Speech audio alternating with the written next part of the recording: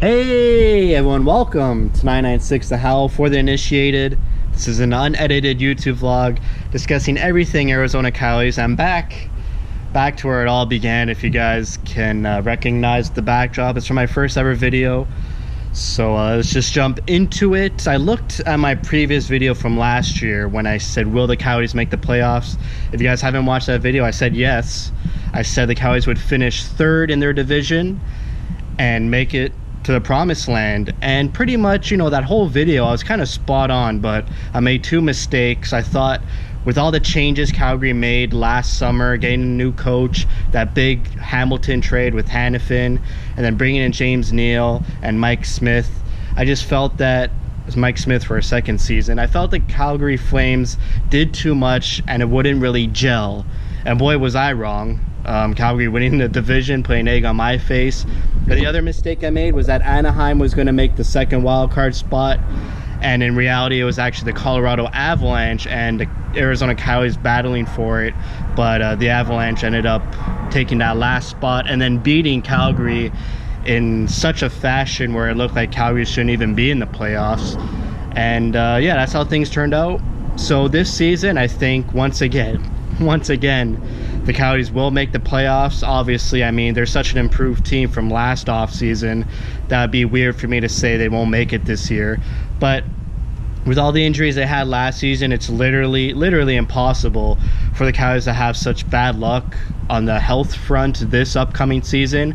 I mean, look already, Jacob Chikrin and Christian Dvorak aren't injured. I mean, this time last year they had off-season injuries and were expected to miss months and months of hockey time, and thankfully with about a month and 2 weeks away from the opening night, no one's injured yet. OEL had a dog bite scare on his hand, but he's ready for the regular season. But let's get into it. Why do I think the Coyotes will make the playoffs this year? Well, not much has changed in the Pacific since last offseason. Last offseason I said LA was too old and Kovalchuk wasn't going to help. That's still true. Edmonton didn't solve their scoring depth. That is still true. I think James Neal and Josh Archibald and that KHL player Nygaard, I don't think that's going to solve their scoring depth issue. And then having Mike Smith in it, I mean, I don't think Smith is going to do well behind this Oilers defense. Talking about Vancouver here, they made improvements. I think Vancouver did make improvements. I'm not going to lie about that. But I feel like their depth forwards, they're not good. I feel like the bottom two lines aren't good at all.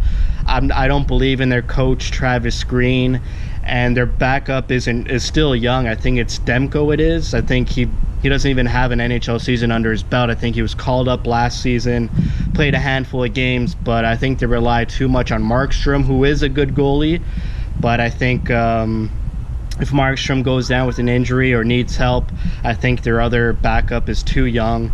They do have better offensive talent than the Coyotes. I'll admit that. Peterson, Besser, forgetting Horvat, those guys have high-end talent. I just don't think that they have a supporting cast to help them out, much like an Edmonton situation where McDavid, Draisaitl, and Hopkins, much better than anything the Coyotes could put on the ice, but there's no substance after that. Whereas the Coyotes are deep, four lines that can score, well coached. They know the system very well. They play it to their strengths. And with all those injuries last year, only miss out the playoffs by 4 points. So still believe in the Coyotes. I'm hesitant about Anaheim.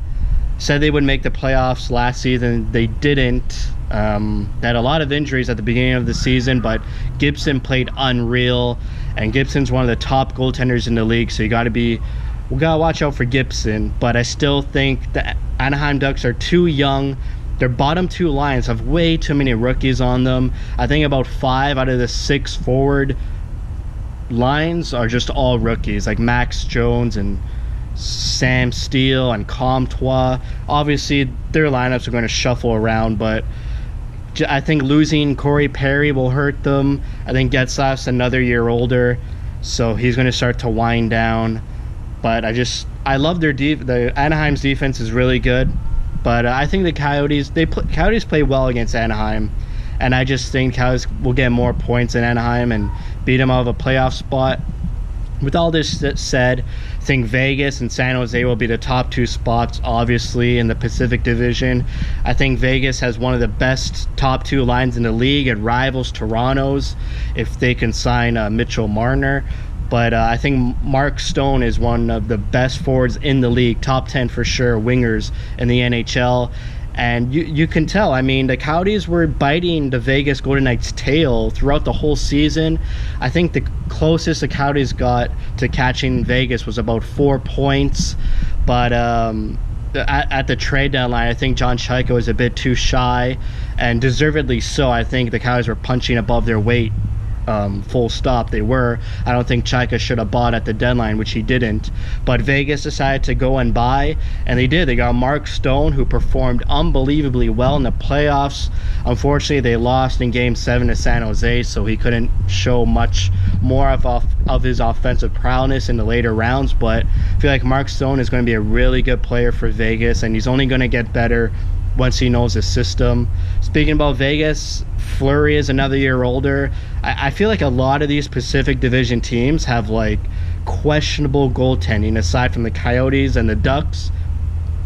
Even San Jose as well. I don't trust Martin Jones and Aaron Dell to carry that team through 82 games. Jones had a really poor season last year, and everyone thought that they were going to trade Jones, but he had a pretty good playoffs. I mean, he helped the San Jose Sharks come back against Vegas in that series. And obviously Calgary, I don't believe in Cam Talbot. I don't believe in David Rittich.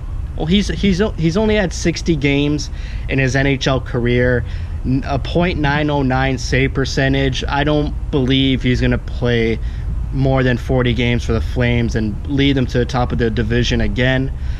I don't believe in Cam Talbot at all either, because Philadelphia even walked away from him. And Philadelphia has had goalie problems for decades.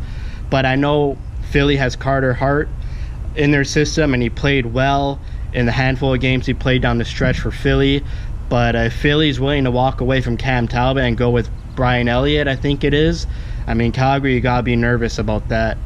And then I was talking about Fleury in Vegas. I don't believe in Fleury and Malcolm Subban. If Fleury goes down, Subban can handle those duties. So a lot of these Pacific Division teams have to look at their goaltending and be like, man, if we gotta have some beginner's luck here with our goaltending, because if either one of those teams' starters goes down, there's no help for them in their system. So I feel like Coyotes have the edge in goaltending. Obviously, they've had the top 5 goaltenders in the past 2 seasons. Ranta the year before, and Darcy Kemper the most recent season that ended. They're both top 5 goalies in their respective seasons.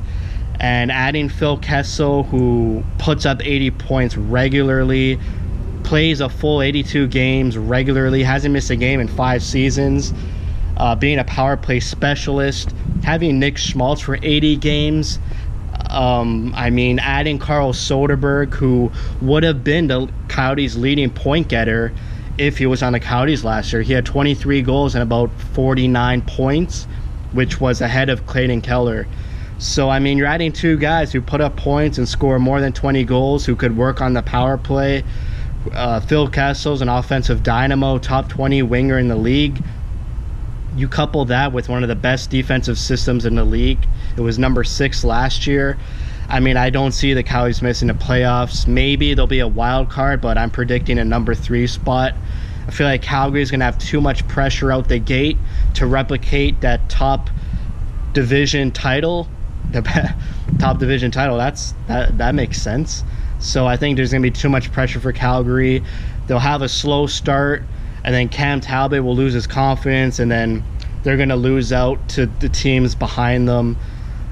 Vegas and San Jose, too much talent to really drop out of the top 3. And then Anaheim and Vancouver and Arizona are going to be fighting for that 3rd spot. But I think Arizona has a much well-rounded, well-coached team that they'll beat out Vancouver and Anaheim. In the Central, pretty much the same: Nashville, Winnipeg, Dallas, Colorado, St. Louis. I don't believe Chicago and Minnesota are going to make the playoffs. But I do think 5 Central teams will make it. I feel like Dallas improved way too much, adding Pavelski and Perry, that they only gotten better. Colorado's only gotten better. I feel like Colorado's going to be a dynamo team this season and for the next 5 years. I mean, once they signed Rantanen, they got Rantanen, McKinnon, Landeskog, Burakovsky, Kadri. I mean, insane forward group. And then they got a young defensive core who has good talent as well.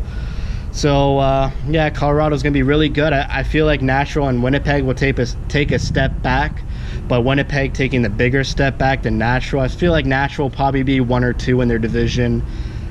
They're way too strong and a lot of high-end names on that team, but I feel like Winnipeg lost too much and they didn't replace them with anything. They got contract talks with Laine and Kyle Connor. So a lot of locker room drama going on there. But yeah, I feel like Winnipeg will take a step back this season and not be the offensive powerhouse that they usually are. They'll still make the playoffs, maybe ahead of St. Louis, who won the Stanley Cup. I said St. Louis was going to be in the playoffs last season, so credit to me for believing in St. Louis. I know halfway through the season last year, I was like, how did I think this team was going to make the playoffs? But St. Louis ended up making the playoffs and winning the Cup, so there's that. But yeah, short answer is Coyotes will make the playoffs. I don't see anything. I can't see the team not making the playoffs. I mean, Rick Tocchet's got this team singing right now. They won't go through those injuries. They got guys fighting for a lineup spot. They have no more dead weight, and it's just they have NHL names now. It's just too much good on this team for them to make the playoffs. And if they do miss the playoffs, it 100% will be a disappointment, and it would be a shock to the whole fan base, including me. So that's it. That's all I got to say. Thank you for watching, and thank you for your support.